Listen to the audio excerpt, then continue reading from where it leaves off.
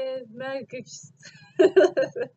magical kids, it's Jordan, and I don't know how to do an intro yet, so let's work on that. But I'm gonna call you guys magical kids now. That's okay. You guys right now, I don't know, can you guys talk about what's going on campus right now?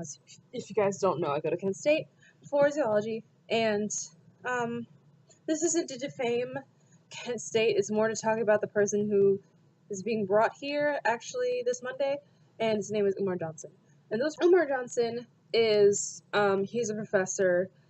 He's a psychology professor who I believe is based in Pennsylvania, but he does a lot of talking, like public speaking, and he'll like come to places and talk about certain things like white supremacy, and has done some cool things like talk about uplifting black male youth, which is really important because in the black community they are one of the marginalized groups.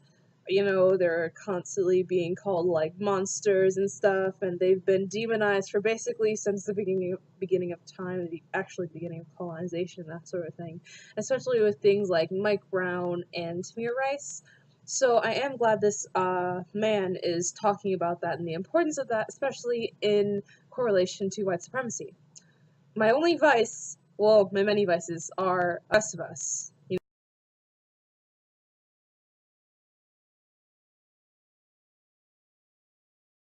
You know, I'm a Black Lives Matter activist, or like I consider myself that. I'm not as famous as like DeRay or anything like that. I'm still like 18 years old, and I'm still like trying to get up there, but like I said, I'm only an 18-year-old kid. With that, their blackness is very diverse. Even though we're just one race, we're a diverse community. You know, we have people who are LGBT. I'm being one of them. There are people who are mentally ill, who are not able-bodied, and are not cisgender, and are lower class or poor or impoverished. And there are some things that Umar Johnson have said that doesn't cater to those type of people at all. Great to claim yourself as the Prince of Pan-Africanism when there are people in the African diaspora who are women and who are LGBT and who are neurotypical and are not able-bodied. So you would think that someone who claims this title would be intersectional, but unfortunately, this isn't the case. The Black Lives Matter movement was actually started by 3 Sapphic women. And I'm going to look up the names right now because I'm a really bad person and I didn't look up the names, but I know one of them is... Actually, it's on a poster. Be right back. I was one of those people who made a poster just in case there was a protest.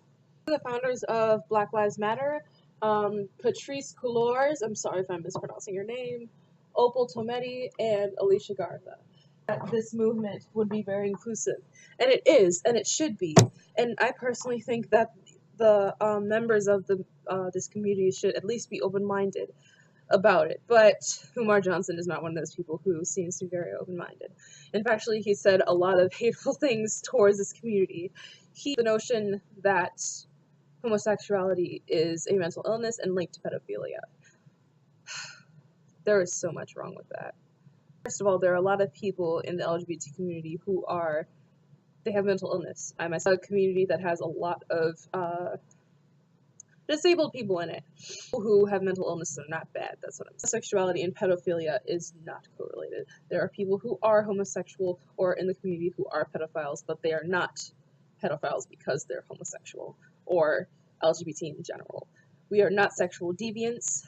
A lot of us, myself included, are childhood sexual assault survivors. A lot of us are sexual assault survivors in general. In fact, a lot of us are more likely to experience sexual assault, especially if we are trans people of color.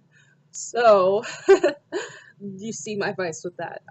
He also said a lot of negative things about black feminists and black lesbians. He called black feminists ugly as hell, and that people who are black feminists or are lesbians are man-haters, and they had to be abused in some way, shape, or form to become black feminists or lesbians, and they are angry all the time, da da da da da. I can tell you, as a black woman, that we are already stigmatized as aggressive and angry, and even hypersexualized as aggressive. So you would think that people who uplift us and constantly call us queens wouldn't perpetuate this stigma. He does it anyway.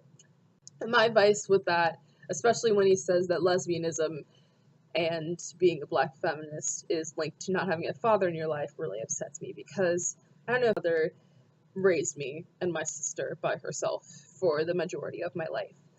Divorced with my dad when I was like 2, I think. So I'm 18 right now, so that's basically like 16 years without a dad steadily in your life. Like, me not having a dad in my life did not hinder my childhood. I mean, not to say that there are people who have single moms and they are quote unquote messed up.